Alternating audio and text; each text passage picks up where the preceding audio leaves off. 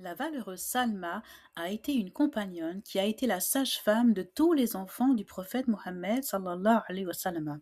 Et c'est Ibn Sa'd al-Baghdadi dans ses Tabaqat al-Kubra qui nous raconte ceci. Elle était la femme d'Abu Rafi'.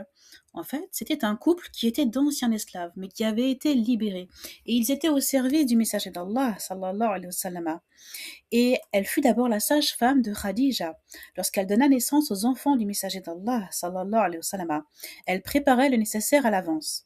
Ensuite, Imsard nous raconte qu'elle fut aussi la sage-femme de Maria, la mère d'Ibrahim, lorsqu'elle le mit au monde. Et quand elle eut la naissance d'Ibrahim, elle alla trouver son mari, Abu Rafi', et il l'informa que Maria avait donné naissance à un garçon. Ensuite, son mari donna la bonne nouvelle au prophète Mohammed sallallahu alayhi wa sallam, qui lui fit un cadeau.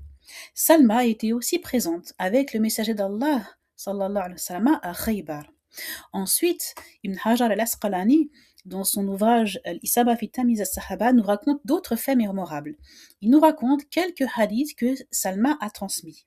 Il raconte aussi que ce fut elle qui avertit Hamza, une fois où Abu Jahl, l'ennemi juré de l'islam, l'ennemi juré du prophète Mohammed sallallahu alayhi wa sallam, l'insulta publiquement et même, dit-on, le blessa. Eh bien, elle alla en informer Hamza, son oncle, qui était parti à la chasse, qui n'était pas encore musulman. Et il se fâcha quand il entendit cela.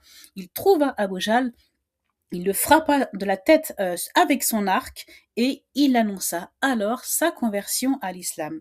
Et parmi les faits mémorables également qui sont rapportés par Ibn Hajar, il y a ce récit où c'est elle qui annonça la bonne nouvelle du mariage du prophète Mohammed sallallahu alayhi wa sallam avec Zaynab. Donc il y eut un verset pour dire au prophète qu'il pouvait épouser Zaynab, et ce fut elle qui transmit la nouvelle, tellement elle était heureuse que Zaynab lui offrit un cadeau de grande valeur.